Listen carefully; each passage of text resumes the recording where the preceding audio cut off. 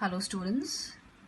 In our today's class we will study the discretionary powers of the President. The President of India enjoys certain discretionary powers. There are certain grey areas where President may have to use his wisdom and judgment. So this means that the President is able to act. Discretionary powers. It means that the President is able to act on his own discretion under certain conditions. Say, for example, in an emergency situation, when the President has got no time to consult the Prime Minister and his Council of Ministers, he has to use his wisdom and knowledge to make his judgment. And grey areas, it means an ill-defined situation. So there are certain grey areas where President may have to use his wisdom and judgment.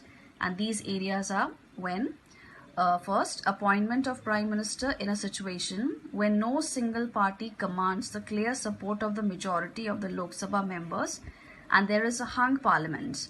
Now hung parliament, it's a term in which no party is capable of gaining confidence. Then fresh elections are announced to be held as soon as possible, and until this occurs the President's rule is applied. This is because the President cannot appoint the new Prime Minister on the advice of the outgoing Prime Minister who may have lost the election or the support of the House.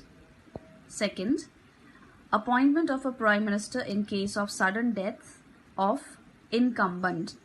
Now incumbent means a person who is currently in an official position where the ruling legislature party is unable to meet immediately to elect a leader.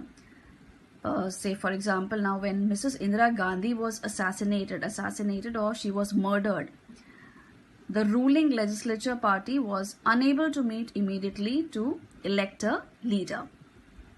Third, when the ruling party who has lost majority support in the Lok Sabha or when a vote of no confidence may have been passed against it, you can underline these lines, recommends to the President to dissolve the Lok Sabha or end the Lok Sabha, then it is at the discretion of the President, or it is in the hands of the President to either dissolve the House or ask another party to prove its majority on the floor of the House.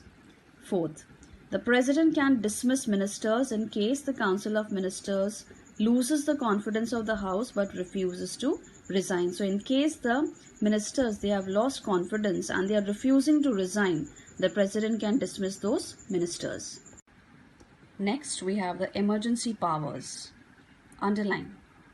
An emergency is a sudden or unforeseen situation demanding immediate action. It is a situation in which the head of the state is the President, assumes extraordinary powers. The President can proclaim a state of emergency in the following cases. First, national or general emergency. When there is a danger of foreign aggression or attack, or danger to the peace and security of the country because of a civil war. Now, civil war, it's a type of war where even the civilians are involved. Insurgency or any other such cause under Article 352. So under such circumstances, the President has got the power to declare a national or general emergency. Second, when there is breakdown of constitutional machinery. The constitutional machinery in a state has broken down or there is a deadlock because of political uncertainties or otherwise. So what is this breakdown of constitutional machinery? It means, it is a situation in which the President, he receives a report from a governor that the governance of a state cannot be carried in accordance with the provision of the Constitution.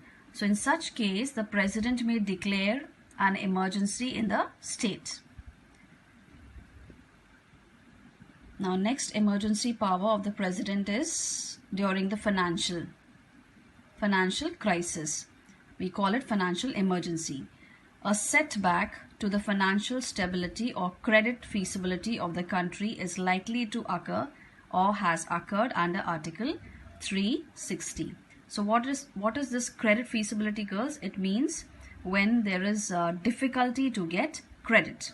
So under such circumstances also, the president has got power to declare financial emergency. Now next we have the national or general emergency. Under what circumstances? If the president is satisfied that a grave or serious emergency exists whereby, underline, the security of India or any part of its territory is threatened either by war or by external means, outside attack or armed rebellion, he may proclaim an emergency. The president cannot issue such a proclamation unless he has the approval in writing of the Union Cabinet. So to declare national or general emergency, he has to have the approval in writing of the Union Cabinet. Now what is the duration of this general emergency?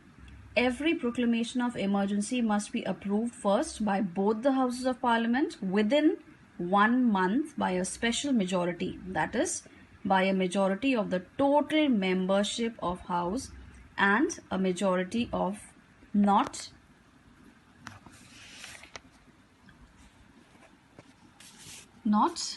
less than 2/3 of the members present and voting. It cannot remain in operation for more than 6 months at a time. At the end of 6 months, it has to be renewed by the Parliament by a special majority, else it lapses or it fails. If the Lok Sabha passes a resolution disapproving, not approving the emergency, the president has to revoke the proclamation. So this is all about national or general emergency. I'll wind up my class here today, girls. Tomorrow we shall continue with the effects of general emergency. Good day.